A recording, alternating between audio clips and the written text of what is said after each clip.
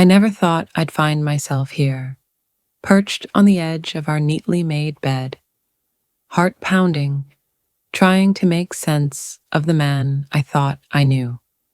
If someone had told me a year ago that Daniel, my loving, steady, predictable husband, would ask me for something that would shake the foundation of our marriage, I would have laughed it off. But now, I couldn't laugh. I could barely breathe. We built a life on trust, comfort, and love, the kind of quiet happiness people dream of. Weekend brunches, shared glances across crowded rooms, inside jokes no one else would ever understand.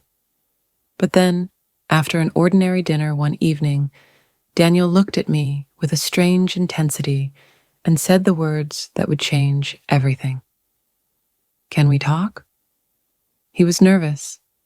I saw it in the way his fingers drummed against the table, something he only did when something weighed on him. And then he said it, the request. At first, I thought it was a joke. I waited for the punchline, the awkward grin, the shake of the head, but it never came. Just silence, and his eyes locked onto mine. Steady, serious. My stomach twisted, my hands clenched. I didn't know whether to be angry, afraid, or intrigued. That was the part that scared me most. Some small, hidden part of me was curious. "How long have you been thinking about this?" I asked, my voice barely a whisper. "A while," he said, eyes dropping for a second before meeting mine again. "I didn't know how to tell you. I didn't want you to see me differently." His vulnerability pierced me. This wasn't just a fleeting idea. This mattered to him. And suddenly, I had to decide. Was I willing to change something fundamental in myself to make room for his truth? I stood up, needing space. "I don't know if I can do this." "I understand," he said gently.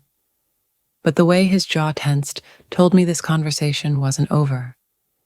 Days passed in a strange haze. The silence between us thickened. Daniel didn't press, but his eyes lingered on me in moments we used to laugh through. I tried to go back to normal. Movies, laundry, dinner, but everything was offbeat, slightly wrong. Then one night, lying beside him in bed while he slept peacefully, I stared at the ceiling, questions gnawing at me.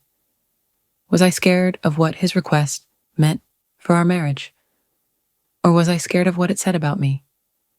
The next evening, as I finished the dishes, Daniel slipped behind me, wrapping his arms around my waist like he always did. For a heartbeat, it felt normal again.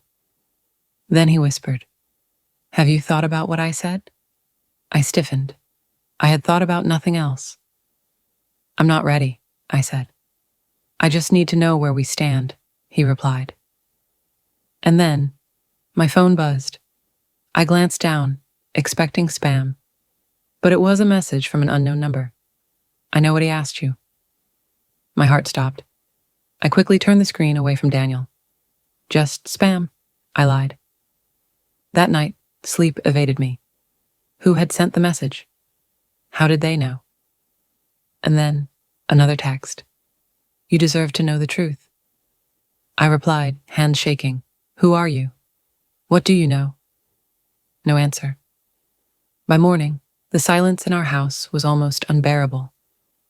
I found Daniel in the kitchen, nursing a coffee and staring at his phone, distracted, distant. Something wasn't right. Later that evening, I couldn't pretend anymore. I stood in the doorway of our bedroom, phone in hand. "Daniel, we need to talk." He set his phone down, like he'd been waiting for this. "I got a message," I said. "They said they knew what you asked me." He didn't flinch. He just sighed. "I was hoping they wouldn't contact you." I stared at him. "You already knew?" "Yes," he admitted. "I thought I had it under control." My blood ran cold. "Who is it?" He hesitated. Then, "My brother," Liam. I blinked.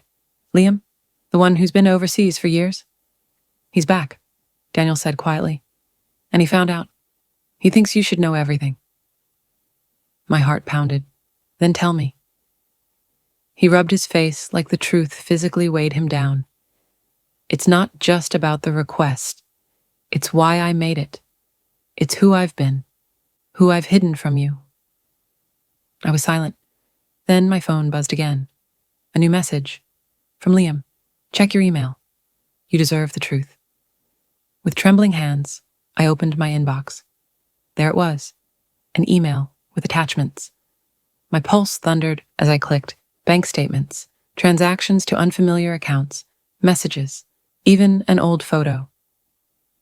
Daniel hadn't just made a personal request. He was hiding a secret life, debts, illegal dealings, a financial mess he had tried to fix on his own. The request he made of me, it was tied to saving himself. From consequences, from exposure, from ruin. You lied to me, I whispered. He didn't deny it. I thought I could fix it before it affected you. But it already has. I sat there, numb, the weight of betrayal crashing over me. The man I'd trusted with everything had built parts of our life on lies. For days, I thought his request was about vulnerability, trust, emotional risk, but it was a distraction from something darker, something he never meant for me to find out. Now, I had a choice to make. Could I forgive him? Could love survive this kind of deception? I don't know what the right answer was that night. I don't even know if one exists. But I do know this. Sometimes the people we love most are hiding the darkest parts of themselves. And when those parts come to light, love alone might not be enough.